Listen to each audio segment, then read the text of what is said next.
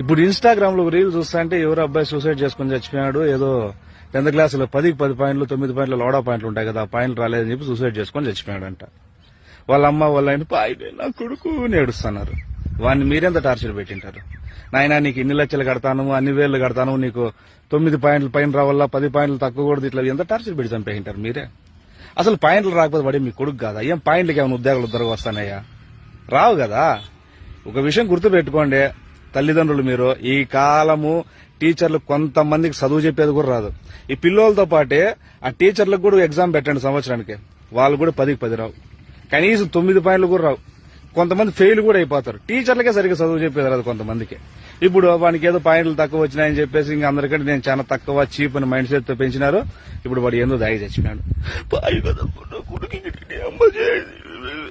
ఏమొస్తుంది? అర్థం చంపేది మీరే బిడ్డల్ని, అంతే.